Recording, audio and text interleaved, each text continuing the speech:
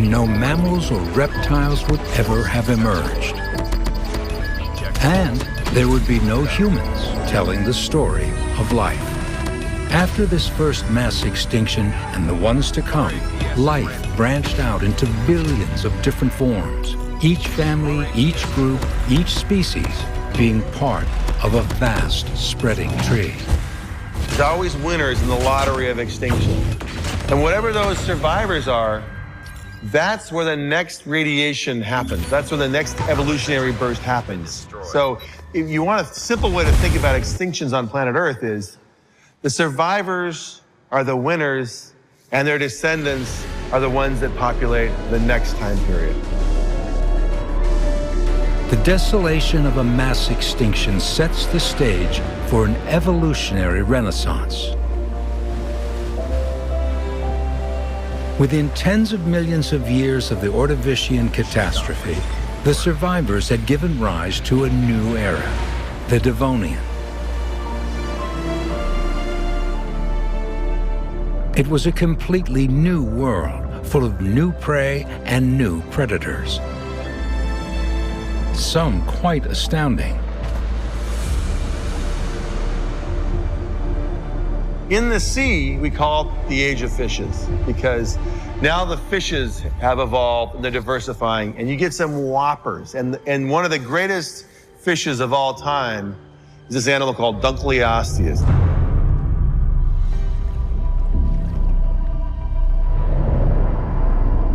Dunkleosteus is the super predator of the age of fish, right at the top of the food chain. It probably swam in a constant search for large enough meals, even specimens of its own kind.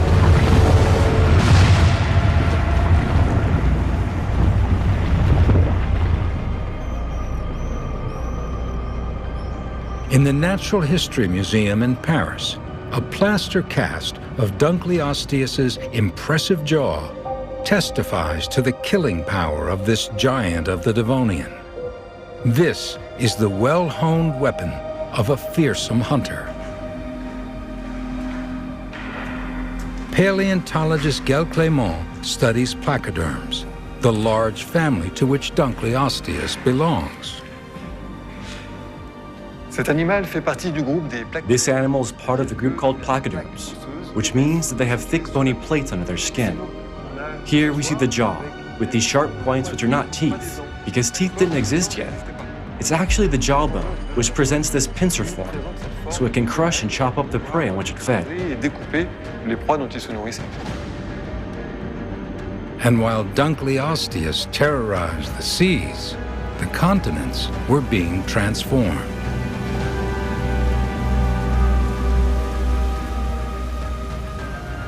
The beginning of it on land, they're little tiny things, and by the end there were forests. The Devonian is when you get a land environment that starts to look like something you might recognize. You go from nothing to forests. But trees release water vapor into the air and may have triggered epic storms over the continents.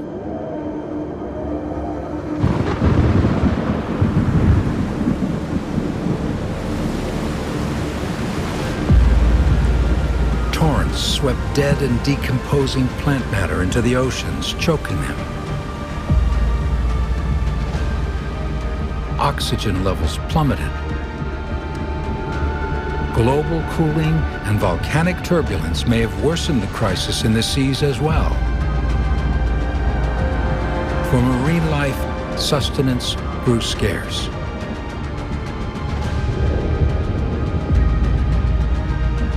Eventually, the food chain collapsed.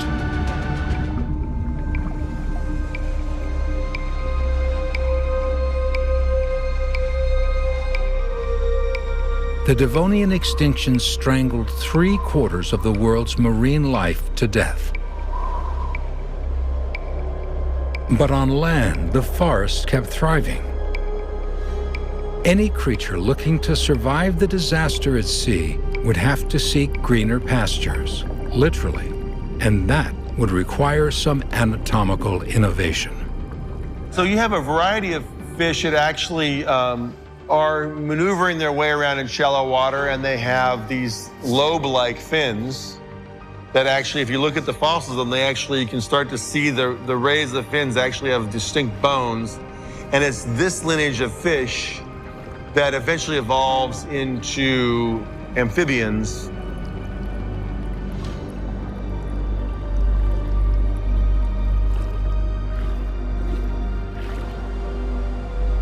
With the seas suffocating and the lush land beckoning, the menu required updating.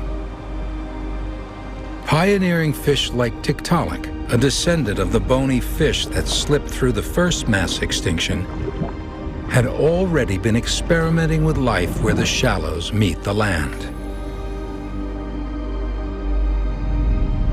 It had gills to breathe in water, but also a primitive lung for breathing air, and 4 robust fins that would later become legs.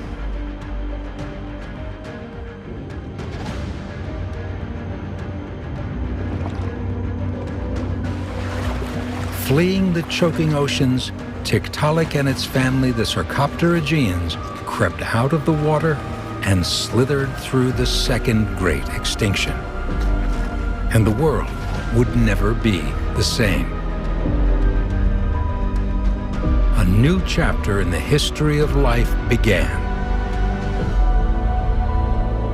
And again, in the race of life, the winners give rise to new branches of the evolutionary tree.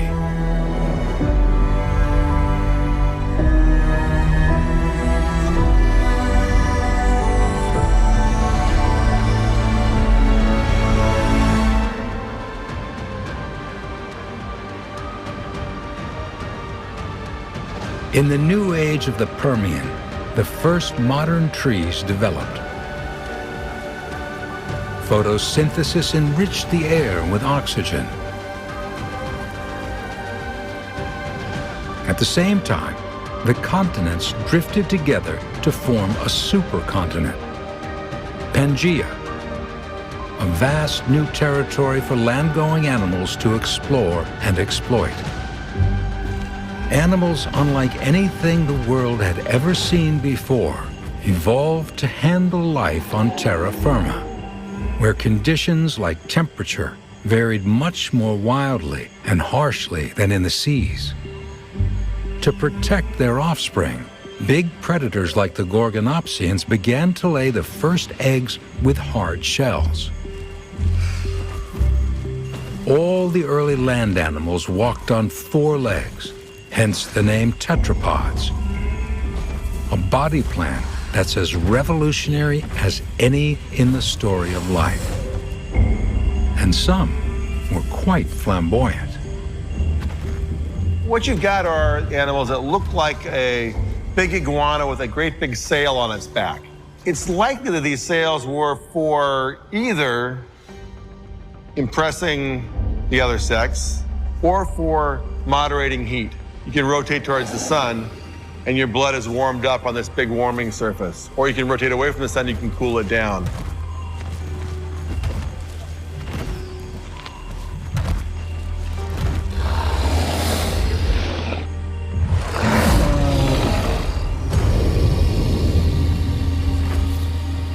These pelycosaurs with their iconic sails lived alongside Dicynodonts, herbivores with a new innovation, a beak designed to excavate the tough roots on which they fed.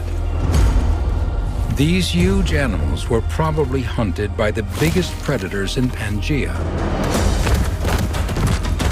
like the Titanophonius or Titanic killer, a reptile that could grow to a length of 5 meters.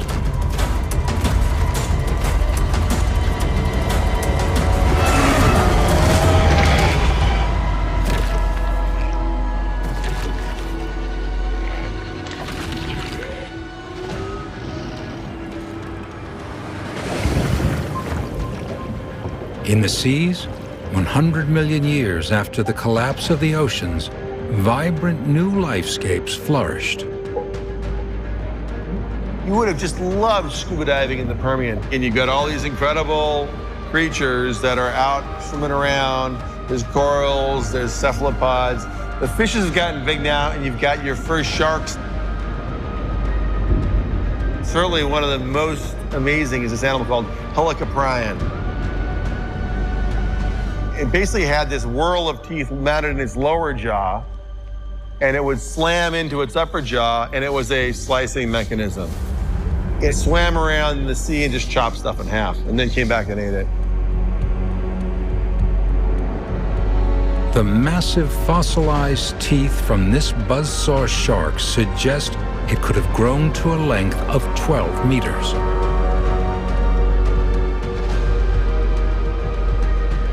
On land and in the water, the biodiversity of the Permian was simply spectacular.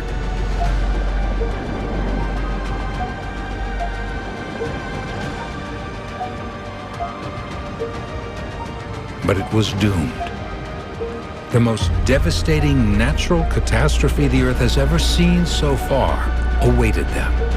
A cataclysm that would transform this paradise into hell on Earth for millions of years.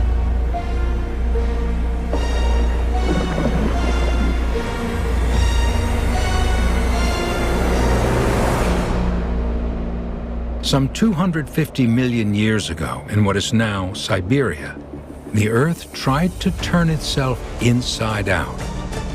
These vast cliffs, called traps, formed when the planet belched lava over and over again for tens of thousands of years.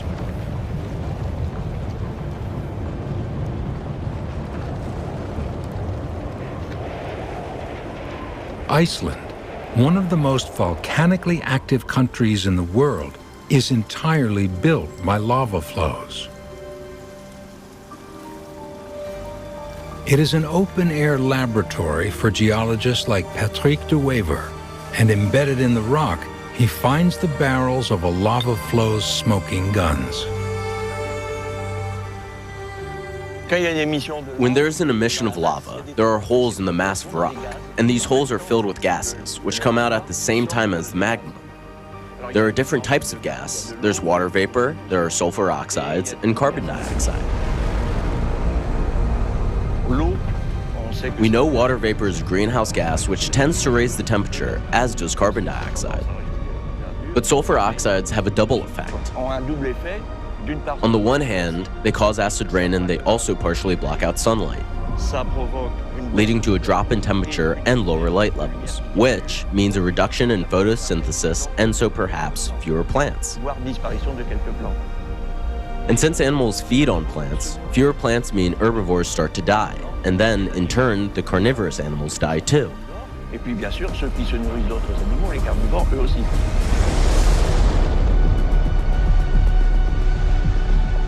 The Permian Triassic extinction was the mother of all extinctions.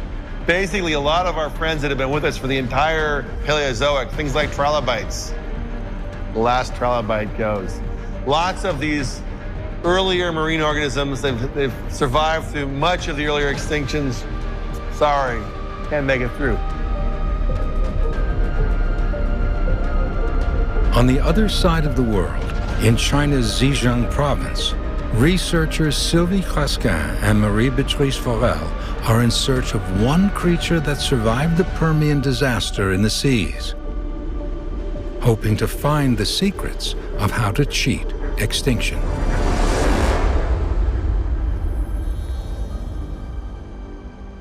Here, at the dividing line between the abundant Permian and the disaster-ravaged time just after, the researchers locate what they're looking for. Tiny crustaceans called ostracods. Je pense qu'on voit des choses qui pourraient être des ostracodes, Marie. Ah bon? Ostracods had an ability to adapt to some of the most stressed environments in the history of the planet.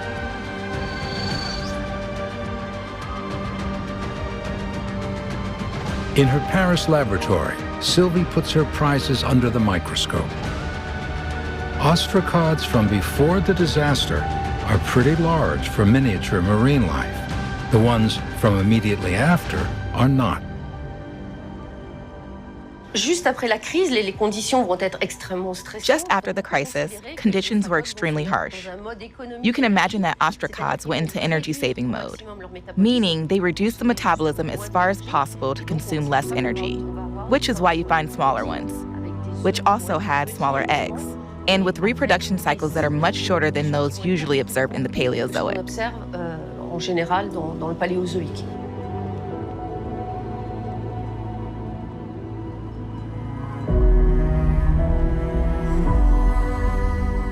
After the devastation of the Permian, life hit the reset button once again. On land, the few tetrapods that survived, descendants of the first land-going vertebrates, would evolve into reptiles, dinosaurs, and mammals.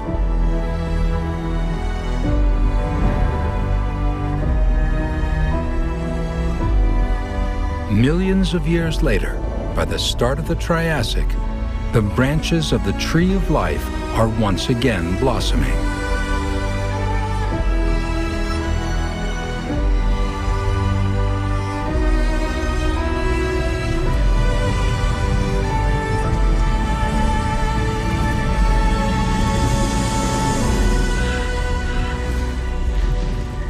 The Triassic is a time of tremendous innovation because the decks have been cleared so severely in the Permian Triassic. So you basically wipe the slate not clean, but pretty clean.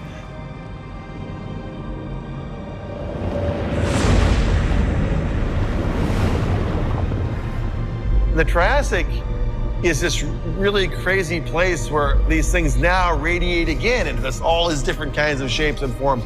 Lots of really cool, weird animals in the Triassic. In the ocean, marine reptiles had emerged, like the ichthyosaurs, which roamed the seas hunting fish and squid.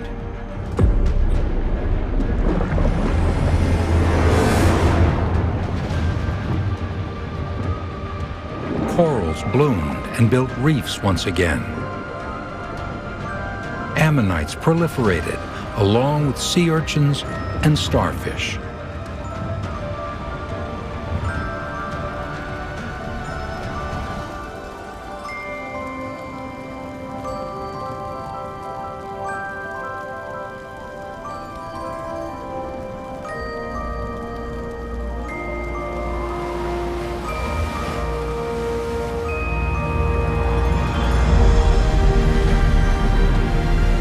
In the skies above, the first flying reptiles, called pterosaurs, beat their huge wings.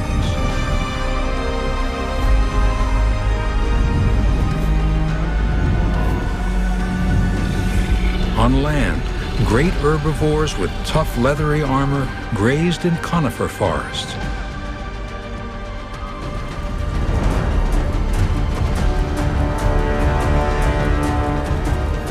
Their defensive carapace hints at the presence of fearsome predators, like the agile Coelophysis, which probably hunted in packs. The two-legged 40-pound Coelophysis was one of the first dinosaurs to grace the Earth. It would take tens of millions of years and another global catastrophe before giant dinosaurs completely dominated the world.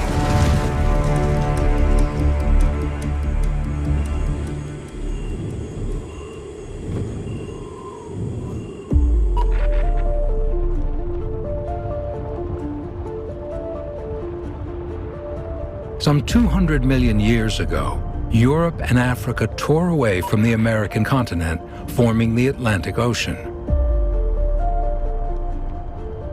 The Earth entered a new period of volcanic upheaval. It set in motion the fourth mass extinction in the planet's history, wiping out 3/4 of land-dwelling species and 96% of ocean species. The great Permian experiment lay in ruins.